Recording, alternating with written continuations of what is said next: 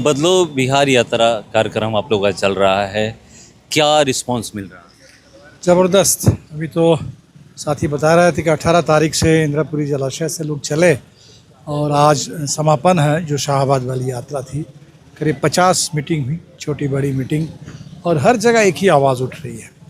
सच कहिए तो पिछले साल अक्टूबर महीने में जब हमने पदयात्रा की नवादा से पटना, 11 दिन की पदयात्रा थी, उस पदयात्रा के दौर में ही हमने देखा कि छोटे बच्चे भी आ रहे थे, स्कूल के बच्चे हमारे साथ चल रहे थे, और वो भी कह रहे थे कि बदलाव चाहिए क्योंकि सरकार स्कूलों को बंद कर रही है। तो बिहार में लोग उब चुके हैं। 20 साल से नीतीश जी की सरकार है, 2014 से वहाँ मोदी जी हैं, दोनों मिलके कहते हैं कि डबल इंजन है, और डबल इंजन का मतलब बिहार के लिए हो गया डबल धोखा, बिहार के ऊपर डबल हमला। तो बहुत हो गया है विकास के नाम पर, सिर्फ गरीबी और बेरोज़गारी, और पूरे सुशासन के नाम पर अब तो चारों तरफ अपराधियों का बोलबाला, बलात्कारियों का बोलबाला, अफसरों का बोलबाला, भ्रष्टाचार, माफिया, पुलिस। कब तक लोग इसको झेलेंगे? इसलिए चुनाव आ रहा है, यही समय होता है सरकार को बदलने का, ये बदलाव का चुनाव। इस यात्रा से 2025 के चुनाव में परिवर्तन होगा? बिल्कुल बिल्कुल। 2020 में हम लोग थोड़े सीट से, थोड़े वोट से पीछे रह गए थे, लेकिन दिशा बिल्कुल साफ है, बिहार बदलाव चाहता है। तो 20 से इस बार और ज़्यादा बदलाव की लहर और ज़्यादा तेज़ है। और 2020 में हम लोग दक्षिण में अच्छा किए, लेकिन उत्तर में थोड़ा कमज़ोर थे, और इस बार दक्षिण में भी और पूरे उत्तर में भी बढ़िया प्रदर्शन रहेगा। निर्णायक बहुमत के साथ इंडिया का एनडीए का कहना है कि 20 सालों में हमने विकास किया है, 2005 से पहले वाली स्थिति अब नहीं आने देगी बिहार की जनता।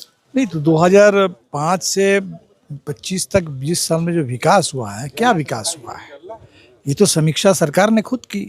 ये जो सर्वे तो हमने नहीं किया था, नीतीश जी की ही सरकार ने पूरे बिहार में सामाजिक आर्थिक सर्वेक्षण कराया, और उससे पता चला कि 1 करोड़ परिवार, करीब करीब 94.5 लाख परिवार, वो पूरे महीने में 6,000 से कम आमदनी पर जिंदा है। 400 रुपये का पेंशन मिलता था लोगों को। 20 साल से सरकार सोई हुई थी, अचानक चुनाव आया है इसीलिए नींद खुली। अब कह रहे हैं कि हम 1 करोड़ को 1100 रुपये देंगे। 400 रुपये का मतलब क्या था? 400 रुपये का मतलब रोज़ाना 13 रुपये। अब 13 रुपये पैसा देते हैं आज के ज़माने में, और कहते हैं कि हम पेंशन दे रहे हैं लोगों को। ये जो पूरे बिहार में आप देख लीजिए कि रसोइया 1650 रुपये मिलते हैं, 50 रुपये से भी कम। तो बिहार में मजदूरी, न्यूनतम मजदूरी नाम की कोई चीज़ नहीं है। फसल के लिए कोई न्यूनतम कीमत लोगों को नहीं मिलती है। जिस तरह से धड़ल्ले से भूमि अधिग्रहण हो रहा है, सड़क के नाम पर, इसके उसके नाम पर, भूमि सर्वे हुआ और पूरे लोग परेशान हो गए हैं। सबको ज़मीन का कागज़ दुरुस्त करा, भ्रष्टाचार वहाँ चल रहा है।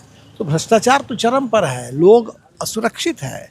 पहले गरीब डरते थे कि भाई हमको ज़मीन से बेदखल कर दिया जाएगा, अब किसान डर रहे हैं। किसान की ज़मीन सरकार कह रहे कि हमारी ज़मीन बिना मुआवजा, किसान से ज़मीन ले लेना है, बिना मुआवजा कहीं बना हुआ घर है उसको बुलडोज़र से ढहा देना है। तो ये जो चल रहा है बिहार में, और बलात्कार तो चरम पर है।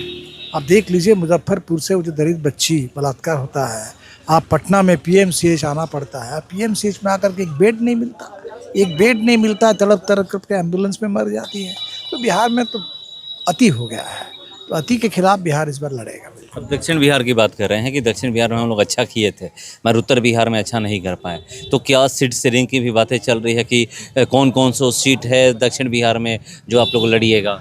नहीं, बातें चल रही हैं, बातें बिल्कुल चल रही है। हमें लगता है कि अगले 1 महीने 2 महीने में पूरा फाइनल हो जाएगा, और इस बार बिल्कुल निर्णायक बहुमत मिले, हर बिहार के हर इलाके में अच्छा प्रदर्शन हो, इस हिसाब से हम लोग सीटों का बंटवारा करेंगे। ये भी पता चल रहा है 18 सीट की मांग आप लोग कर रहे हैं विधानसभा से। आ रहा तो पिछली बार हम लोग लड़े थे तो बात होगी।